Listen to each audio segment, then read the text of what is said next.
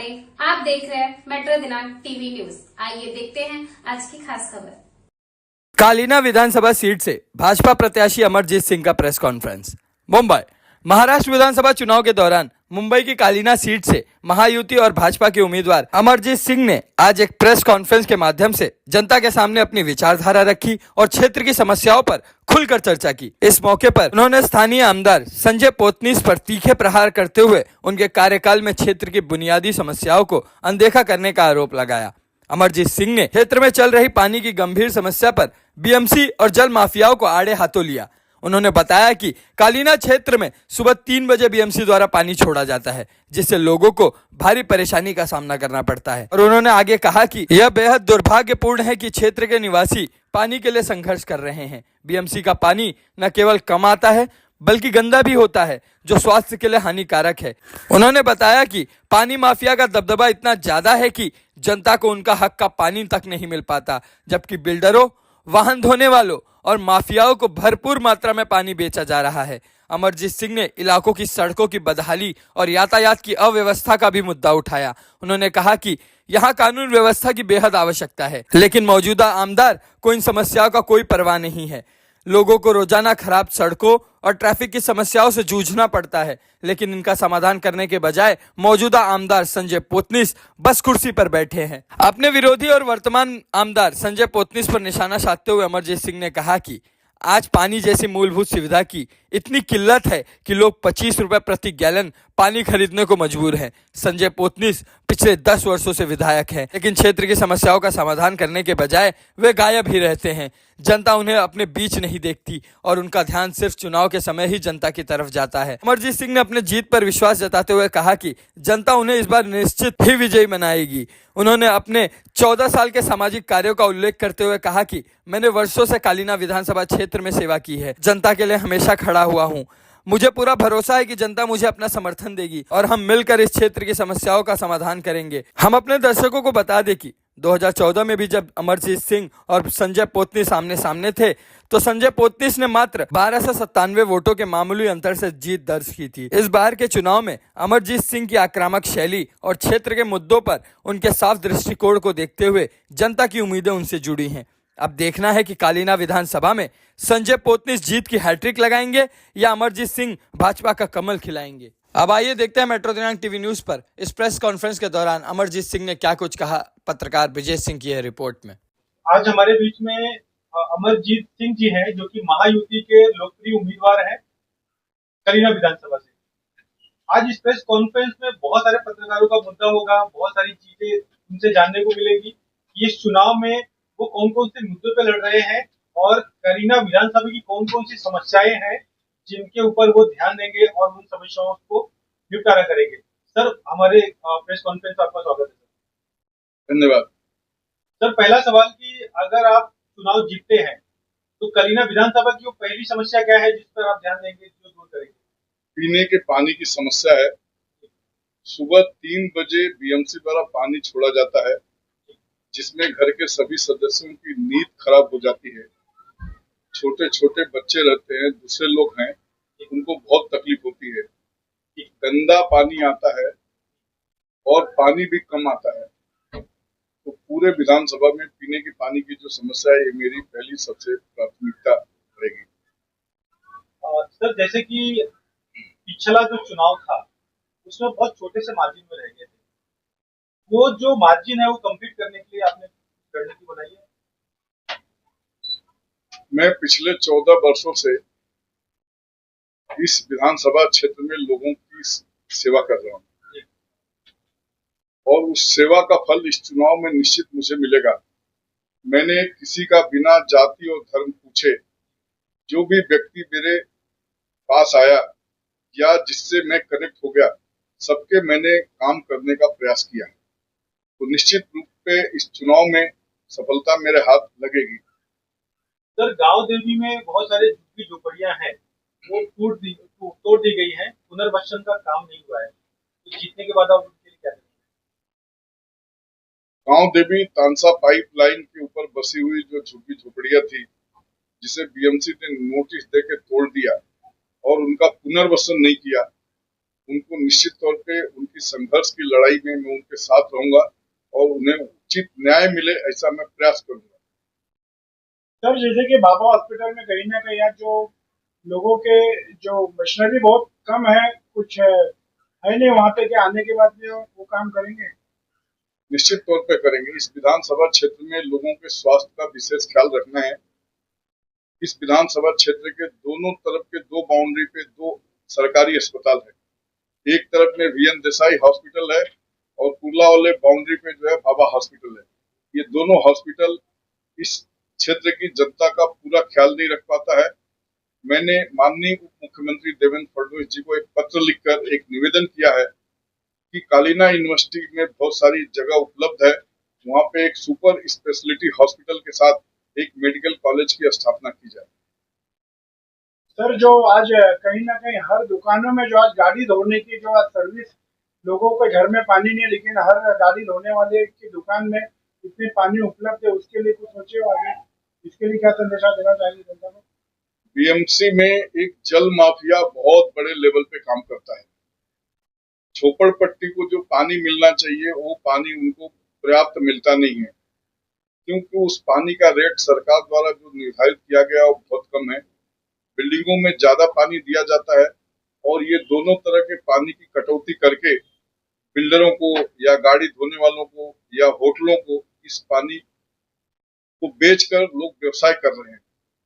Sir, Buddhist area है यहाँ पे, कालीना यूनिवर्सिटी का ये सब एरिया जो आपके दायरे में लगता है, क्या लगता है सर यहाँ से आप जो महायुति जो है अभी, तो क्या लगता है आगे का रणनीति क्या रहेगी लोगों की? मैंने बौद्ध समाज के लिए बहुत सारा काम किया है।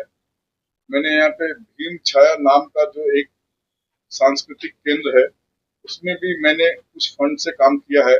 फिर जामलीपाड़ा के बाबा साहब आम्बेडकर सांस्कृतिक केंद्र में मैंने कुछ काम किया है और लगभग मैंने 22 बौद्ध विहारों का जीर्णोद्धार करवाने की कोशिश की और लगभग सब जगह मुझे सफलता मिली। क्योंकि मैं रिपब्लिकन पार्टी ऑफ इंडिया के कोटे से उम्मीदवार बनाया गया हूं, निश्चित मेरी ये प्राथमिकता रहेगी कि मैं जीत के आने के बाद बौद्ध समाज का विशेष ख्याल रखूं। सर, आपकी प्रचार रैली का विषय कौन सी तारीख? मेरी प्रचार रैली जो है वो पदयात्रा है, तो मेरी कल से ही चालू हो जाएंगी।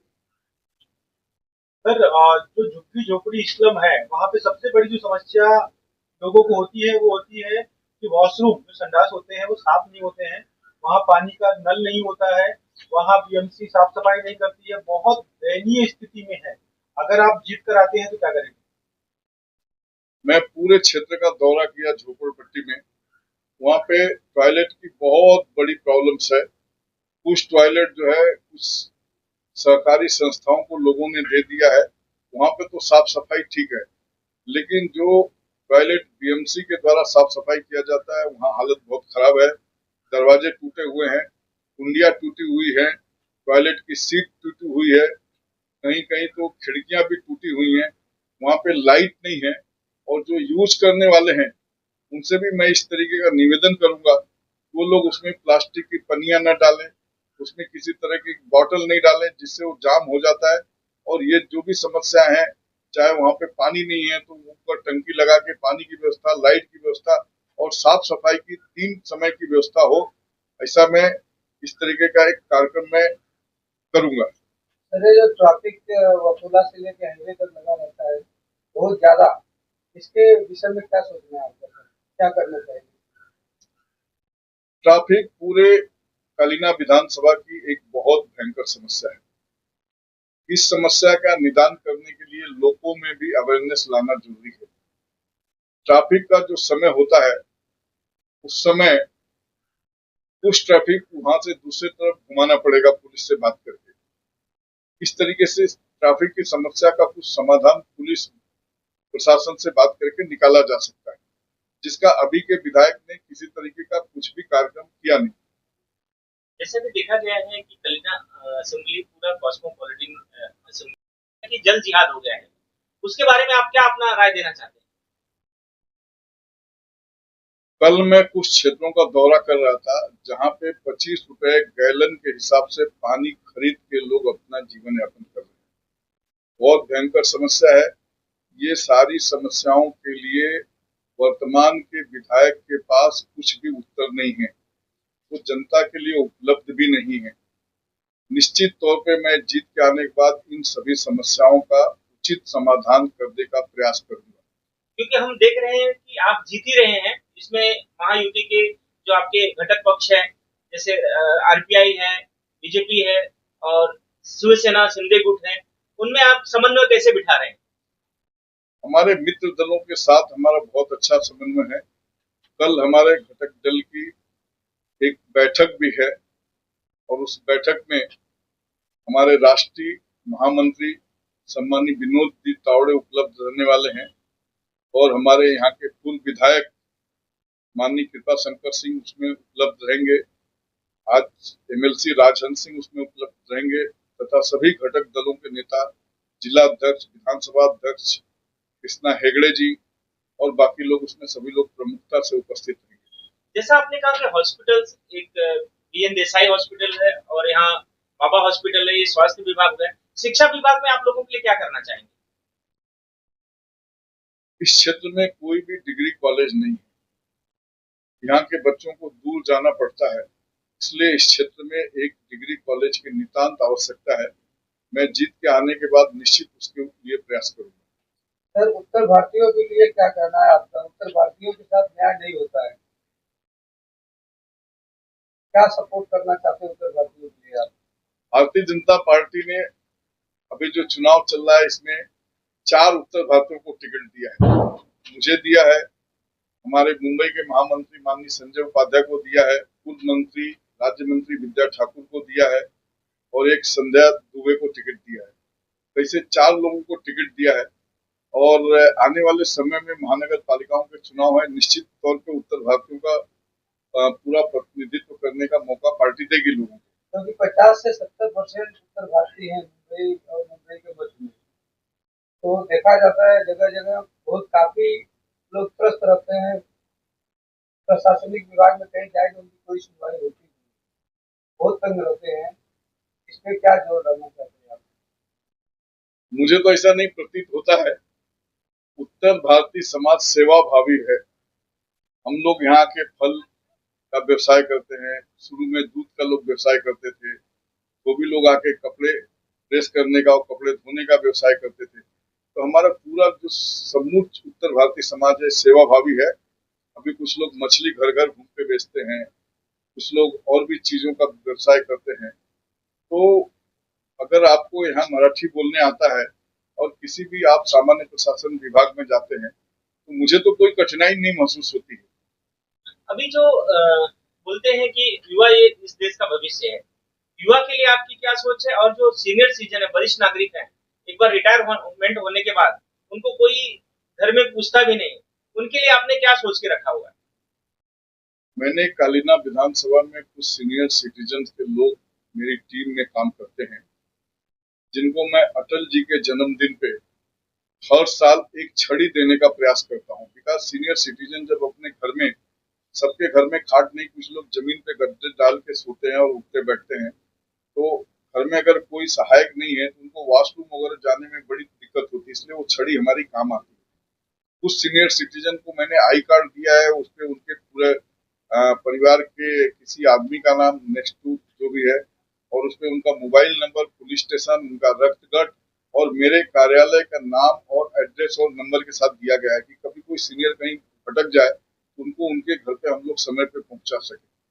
सर, लाड़की बहन और लड़का भाऊ, इस योजना से आपको क्या लगता है कितना फायदा होगा? लाड़की बहन योजना का बहुत बड़ा प्रतिसाद महिलाओं में है और निश्चित तौर पे इस चुनाव में हमको उसका बहुत बड़ा लाभ होगा। सर, मैं पूछना चाहता हूँ, जैसे कि लास्ट टाइम आपका मार्जिन काफी कम है और फिर उसके बाद जो चुनाव उसमें आपने अपना यूपी कर दिखाया और जो स्टैंडिंग एमएलए वो जीत गए, उसमें आपका काफी बड़ा सहयोग था। इस बार आप खुद खड़े रहे, तो कलीना विधानसभा है, काफी टाइम से मंत्रिमंडल में, कैबिनेट में वंचित रहा है। क्या हम ये आशा करते हैं कि आपके माध्यम से पूरी हो पाएगी? मैं तो पार्टी का एक सेवक हूँ, पार्टी के आदेश पे काम करने वाला सिपाही हूँ। सर, एसआरए को लेके क्या है? एसआरए के लोगों को अभी तक कोई सुनवाई हुआ नहीं है। एसआरए का जो का सब टूटा था, बीच में लोगों को मिला, कुछ लोगों को नहीं मिला, सब खाली आश्वासन देते रहे हैं, तो इससे क्या करना? मैंने बताया जो प्रलंबित इशारे हैं जहाँ पे बिल्डरों ने लोगों की फसौनी किया है, मैं जीत के आने के बाद उनकी सबकी जांच करवाऊंगा और उन्हें उचित न्याय दिलवाने की कोशिश करूंगा। सर आखिरी सवाल, सर जैसे कि टिकट को लेके कुछ लोग नाराज चले कि आपने उनको समझाया और सभी लोग आपके साथ दिल से उतर रहे कि इसके बारे में क्या कहना चाहिए? मुझे नहीं लगता टिकट को लेके कोई आदमी नाराज हुआ है और सब लोग अभी पूरी तरीके से मेरे साथ में काम कर रहे हैं। सर जानकारी देने मेरा स्वभाव ऐसा है कि मैं किसी को नाराज नहीं होने देता। चलिए, आपको आपके आगामी आमदार बनने के लिए हमारी तरफ से ढेर सारी शुभकामनाएं। आप सब